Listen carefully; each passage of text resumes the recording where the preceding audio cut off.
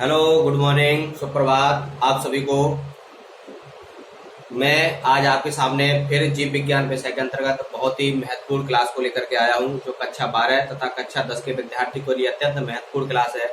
इससे पहले भी मैंने कक्षा 12 और कक्षा 10 के विद्यार्थियों के लिए अत्यंत महत्वपूर्ण क्लास को उपलब्ध कराया था, जिसके अंतर्गत मैंने आपको पुरुष जनन तंत्र एवं मादा जनन तंत्र के सचित्र वर्णन करके आपको बहुत अच्छी तरह से बताया था, तथा स्त्री जनन तंत्र के बारे में बहुत अच्छी तरह से बताया था। मैंने बताया था कि किस प्रकार एक गर्भाशय की रचना होती है, किस प्रकार जो अंडवाहिनी जो डिंब होते हैं वो किस प्रकार से अपना कार्य करते हैं, अंड का निष्कासन कहाँ से होता है तथा निषेचन किस प्रकार से होता है। यह सारी महत्वपूर्ण जानकारियां मैंने आपको उपलब्ध कराई। मैंने कक्षा 10 और कक्षा 12 के विद्यार्थियों के लिए जीव विज्ञान के अंतर्गत जितने भी महत्वपूर्ण पॉइंट हैं वो सभी पॉइंट प्रतिदिन एक क्लास को लेकर के आता हूं और वह सारी जानकारी आप तक पहुंचाता हूं। आप लगातार मुझसे जुड़े रहे, तभी यह सब जानकारी आप प्राप्त कर सकते हैं। देखिए, मैं कक्षा 10 एवं कक्षा 12 के विषय जो विज्ञान तथा जीव विज्ञान का जो विषय है उसके अंतर्गत जितने भी महत्वपूर्ण टॉपिक होते हैं मैं सभी उन टॉपिकों के आपके सामने लेकर आता हूं। आप उनको अंत तक अवश्य देखें, तभी आप किसी प्रकार के ज्ञान को प्राप्त कर सकते हैं। देखिए, इससे संबंधित मैं आपको प्रत्येक टॉपिक को बताऊंगा।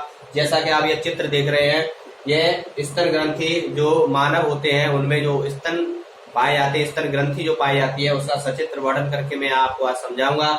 ये देखिए, ये स्त्रियों में पाए जाने वाला एक स्तन ग्रंथि है, जिसका सचित्र वर्णन आप इस चित्र को बनाएं और इसके जो महत्वपूर्ण जो पॉइंट है वह मैं आपको विस्तृत रूप से समझाऊंगा और यह आपको जानकारी दूंगा। जब कोई माँ अपने बच्चे को जन्म देती है तो उसको पोषण कहाँ से प्राप्त होता है, किस प्रकार से प्राप्त होता है और वो कौन सी प्रक्रियाएं जो उससे संबंधित होती हैं। आप लगातार मुझसे जुड़े रहें, वीडियो को अंत तक अवश्य देखें। इससे संबंधित जो भी जानकारी है मैं सारी जानकारी आपको उपलब्ध कराऊंगा। आप लगातार मुझसे जुड़ रहे और देखते रहे, वीडियो को अंत तक अवश्य देखें। देखिए, यह जो चित्र है, इस चित्र को आप अपनी कॉपी पर अवश्य बनाएं और इस चित्र के माध्यम से मैं आपको समझाऊंगा। इसे जानना बहुत अत्यंत आवश्यक है कि किस प्रकार जब एक शिशु जन्म लेता है किसी भी प्राणी में तो उसके लिए पोषण की आवश्यकता होती है, वह पोषण कहाँ से प्राप्त करता है तथा जो स्तन ग्रंथियां होती है वो किसमें विकास करती हैं और किसमें विकास नहीं करती हैं। यह जानने के लिए आपको यह वीडियो अंत तक अवश्य देखना है। यदि वीडियो को पसंद आए तो वीडियो को लाइक अवश्य करें, ज्यादा से ज्यादा वीडियो को शेयर और सब्सक्राइब भी करें, ताकि यह शेयर इसलिए करें क्योंकि इसकी जानकारी सभी को प्राप्त होती है। देखिए, लेकर चलता हूँ आपको उसी क्रम में और अपनी क्लास को शुरू करता हूँ। आज की क्लास जो है वह है मानव जनन के अंतर्गत स्तन ग्रंथि। जो स्तन ग्रंथि होती है उसका विकास सबसे पहले जो स्तन ग्रंथि होती है उसका विकास मादाओं में होता है। किसमें होता है? जो हमारी मादाएं होती हैं, मनुष्य में जो मानव होता है, मानव में जो मादाएं होती है उनमें स्तन ग्रंथियों का विकास होता है, ताकि वह जो बच्चे को जन्म देती है उसका पोषण बहुत अच्छी तरह से कर सके। इससे समझ देखिए, बसा, जैसा ये आप चित्र को देख रहे हैं, बसा, स्तनपाली, स्तन कूपिका, स्तन नलिका जिसे एम्पुला बोलते हैं, तुम्बिका, दुग्धवाहिनी, चुचूक या स्तनाग्र या निप्पल या एरियोला, चुचूक ब्रस्ट। देखिए, और परसुका यानी पसली और परसुकाओं के बीच की पेशियां तथा बृहद अंत पेशी और पेस्टोलियस मेसर। ये जो महत्वपूर्ण पॉइंट है ये आपको चित्र के माध्यम से समझाऊंगा और आप इस चित्र को अवश्य बनाएं। देखिए, इसके बारे में विस्तृत रूप से जानने के लिए आपको लगातार मुझसे जुड़े रहना है, वीडियो को अंत तक अवश्य देखना है। अब मैं इसमें कुछ आपको बताऊंगा जो इससे संबंधित बहुत ही महत्वपूर्ण जानकारी है, वह दूंगा। आप प्रत्येक पॉइंट को नोट करते चलें तथा उसको समझते भी चलें। आपको यहीं पर मैं सारी जानकारी उपलब्ध करा दूंगा। आप लगातार मुझसे अवश्य जुड़े रहें। तब मैंने आपको बताया जो स्तन ग्रंथियां होती है वह मानव के मादा प्रजाति के जितने भी सदस्य होते हैं उनमें विकसित होती है। आइए देखते हैं। कार्यशील स्तन ग्रंथि सभी मादा स्तनधारियों का अभिलक्षण है। जैसा कि मैंने आपको बताया कि मानव में जितने भी मादा प्राणी होते हैं उन सभी में स्तन ग्रंथियों का विकास होता है, यानी कि कार्यशील स्तन ग्रंथि सभी मादा स्तनधारियों में, सभी मादा स्तनधारियों का अभिलक्षण है, यानी कि उन्हीं में जो मादा स्तनधारी होती है उन्हीं में ग्रंथियों का, मादा ग्रंथियों का, स्तन ग्रंथियों का विकास होता है। स्तन ग्रंथियां यानी कि जो स्तन ग्रंथियां होती है जिनको हम स्तन बोलते हैं, युग्म संरचना है। जो स्तन ग्रंथियां हैं वो एक युग्म संरचना है जिसमें ग्रंथिल ऊतक और विभिन्न वसा होती है, यानी ग्रंथिल ऊतक और विभिन्न मात्रा में क्या होती है? वसा होती है। यानी कि इसमें ग्रंथल ऊतक और विभिन्न मात्रा में क्या होती है, वसा, यानी कि इन जो स्तन ग्रंथियां होती हैं उसमें अनेक यानी विभिन्न मात्रा में उसमें वसा एकत्रित होती है। प्रत्येक स्तन का ग्रंथिल ऊतक 15 से 20, प्रत्येक स्तन का जो ग्रंथिल ऊतक होता है वो 15 से 20 स्तन पालियों में विभाजित होता है, यानी 15 से 20 स्तन पालियों में विभाजित होता है। यानी प्रत्येक स्तन का जो ग्रंथिल ऊतक होता है वो 15 से 20 यानी 15 से 20 स्तन पालियों जैसे मेरी जो लॉस होती हैं उनमें विभाजित होता है।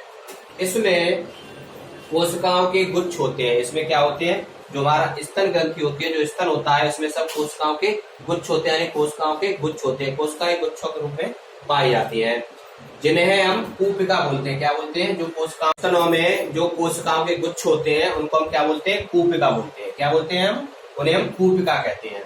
कूपिकाओं की कोशिकाएं दुग्ध स्राव करती हैं। जो कूपिकाओं की जो कोशिकाएं होती हैं, जो स्तन में जो कोशिकाओं की जो गुच्छ होते हैं जिन्हें हम कूपिका बोलते हैं, और कूपिका में जो कूपिकाएं किसका स्राव करती है, दुग्ध का स्राव करती है। किसका स्राव करती है, दुग्ध का। जो कूपिकाएं होती हैं वे दुग्ध स्राव, तो उनसे दुग्ध स्राव होता है। और जो कूपिकाओं की गुहाओं में एकत्रित होता है, जो दुग्ध होता है वो किसमें एकत्रित होता है, कूपिकाओं की गुहा में।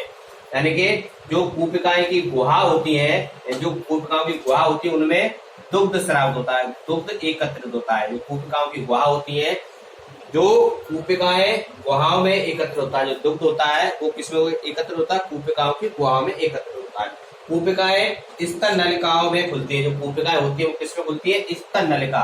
जो स्तन नलिका होती है, यानी जो स्तन नलिका होती है यहाँ पर, इनमें जो कूपिकाएं हैं वो सारी कूपिकाएं इनमें खुलती है ताकि दुग्ध का स्राव होता है, जिनसे दुग्ध निकलता रहे। खुलती है। प्रत्येक पाली की नलिकाएं मिलकर एक बृहद स्तन तुम्बिका बनाती हैं। प्रत्येक पाली की नलिकाएं मिलकर एक बृहद स्तन तुम्बिका बनाती हैं, यानी कि ये जो प्रत्येक पाली की नलिकाएं मिलकर एक बृहद स्तन तुम्बिका बनाती हैं। बृहद स्तन तुम्बिका बनाती है जो दुग्ध वाहिनी से जुड़ी होती है। किससे जुड़ी होती है, जो दुग्ध वाहिनी होती है, जो दुग्ध लाने वाली जो नलिकाएं होती हैं उससे जुड़ी होती है, जिससे कि दुग्ध स्तन से बाहर निकलता है। जिससे दुग्ध जो है वो जो स्तन का अगला उठा हुआ जो भाग होता है, जिसको हम निप्पल या स्तनाग्र या चूग बोलते हैं, वो नलिका वहां पर आके खुलती है, जिससे दुग्ध स्तनों से बाहर निकलने लगता है, जो कि एक शिशु के लिए अत्यंत आवश्यक होता है। देखिए, मैंने स्तन का सचित्र वर्णन करके कौन सी ग्रंथि क्या यानी कि मिलकर स्तन का निर्माण होता है और कहाँ से दुग्ध उत्पन्न होता है, कहाँ पर दुग्ध एकत्रित होता है और कहाँ से दुग्ध निकलता है, मैंने आपको चित्र के माध्यम से तथा थ्योरी के माध्यम से भी समझाया। इससे संबंधित और है जो मैं आपको अभी बता रहा हूँ, आप लगातार मुझसे जुड़े रहे। स्तन ग्रंथियों से संबंधित और कुछ महत्वपूर्ण जानकारी हम प्राप्त करते हैं। देखिए, स्त्री में स्तन ग्रंथियों में सगर्भता के दौरान कई प्रकार के बदलाव आते हैं। स्त्रियों की स्तन ग्रंथियों में सगर्भता यानी सगर्भता के दौरान कई प्रकार के बदलाव आते हैं। यह सगर्भता क्या है, इसके बारे में भी मैं आपको विस्तृत रूप से बताऊंगा। यह सगर्भता क्या होती है। कई प्रकार के बदलाव आते हैं और सगर्भता के अंत तक इसमें दुग्ध उत्पन्न होने लगता है, यानी सगर्भता के अंत तक इसमें दुग्ध उत्पन्न होने लगता है। आप जो सगर्भता ये देख रहे हैं इसके बारे में मैं भी आपको बहुत अच्छी तरह से बताऊंगा। इस प्रक्रिया को दुग्ध श्रावण या लैक्टेशन कहते हैं, यानी कि जो सगर्भता के अंत तक इनमें दुग्ध उत्पन्न होने लगता है, इस प्रक्रिया को क्या बोलते हैं, लैक्टेशन या दुग्ध श्रावण। क्या बोलते हैं, लैक्टेशन या दुग्ध श्रावण। ये जो मैं अंडरलाइन जो पॉइंट करता हूँ उनको आप बहुत ही विशेष रूप से ध्यान देकर समझें। यानी कि सगर्भता के दौरान जो दुग्ध उत्पन्न होने लगता है उस क्रिया को लैक्टेशन या दुग्ध श्रावण कहते हैं। यह माँ को अपने नवजात शिशु की आहार पूर्ति कराने में मदद करता है। यानी कि जो यह माँ होती है, जब कोई स्त्री अपने बच्चे को जन्म देती है तो अपने नवजात शिशु यानी कि जो नवजात शिशु होता है, जो छोटा सा शिशु होता है, उसकी आहार पूर्ति यानी कि उसके पोषण आहार या पोषण के लिए पोषण की पूर्ति कराने के लिए मदद करता है। दुग्ध श्रावण के आरंभिक कुछ दिनों तक जो दुग्ध निकलता है, यानी दुग्ध जो श्रावण होता है, दुग्ध श्रावित होता है, वह आरंभिक दिनों तक जो कुछ दुग्ध निकलता है उसे हम प्रथम स्तन्य या खीस या कोलेस्ट्रम कहते हैं। क्या बोलते हैं? कुछ दिनों तक जो दुग्ध स्रावित होता है उसको हम स्तन्य या खीस या कोलेस्ट्रम कहते हैं, जिसमें कई प्रकार के प्रतिरक्षी यानी कि जो माँ का जो दूध निकलता है जिसमें कई एंटीबॉडी विकसित होते हैं जो बच्चे को पौष्टिक आहार उत्पन्न कराते हैं और बच्चे के अंदर ऐसी क्षमता को, उस प्रतिरोधी क्षमता को विकसित करते हैं जिससे उसे रोग प्रतिरोधक क्षमता उसमें विकसित होती है तथा बीमारियों से लड़ने की उसमें शक्ति आती है। यानी कि जो माँ का कुछ दिनों तक जो पहला स्तनपान होता है वो शिशुओं को कराना चाहिए ताकि उनके अंदर जो प्रतिरक्षी एंटीबॉडी यानी जो एंटीबॉडी है वह जिसमें बहुत से तत्व समाहित होते हैं जो नवजात शिशु को प्रतिरोधी क्षमता उत्पन्न कराने के लिए परम आवश्यक होती है ताकि वह रोगों से लड़ने की क्षमता उसमें विकसित हो सके। एक स्वस्थ शिशु की वृद्धि एवं विकास के लिए प्रसव के बाद आरंभ के कुछ दिनों तक माँ अपने शिशु को स्तनपान कराती है तथा प्रत्येक माँ को कुछ दिनों तक, जब तक बच्चा स्तनपान करता है तब तक माँ को अपने बच्चे को स्तनपान कराना चाहिए ताकि माँ के दूध में जितने भी एंटीबॉडी, जितने भी प्रतिरक्षी तत्व होते हैं जो सम्मिलित होते हैं, जो बच्चे को प्रतिरक्षा प्रदान करते हैं, उसके अंदर उन रोगों से क्षमता को विकसित करने की शक्ति को प्रदान करते हैं। इसलिए प्रत्येक माँ को यानी महिलाओं को या प्रत्येक माँ को जो बच्चे को जन्म देती है उसको कुछ महीनों तक बच्चे को अपना स्तनपान अवश्य कराना चाहिए, ऐसी सलाह दी जाती है और यह परम आवश्यक भी है। देखिए, माँ को अपने शिशुओं को दुग्ध जो पान होता है वह कम से कम 5 से 6, 7 या 8 महीने तक कराना चाहिए ताकि उनके अंदर जो रोग प्रतिरोधक क्षमता है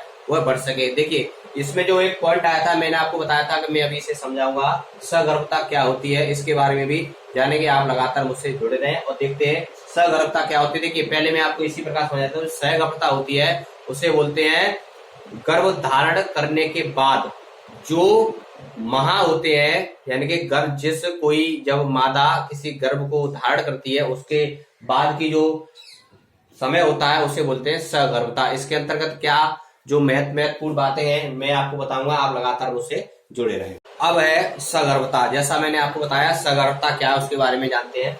यानी कि मानव में सगर्भता की औसत अवधि लगभग 9 से 5 माह होती है। जो मानव होते हैं, जो मानव में जो मादाएं होती हैं उनमें जो सगर्भता की अवधि होती है वह लगभग 9 माह होती है। कितनी होती है?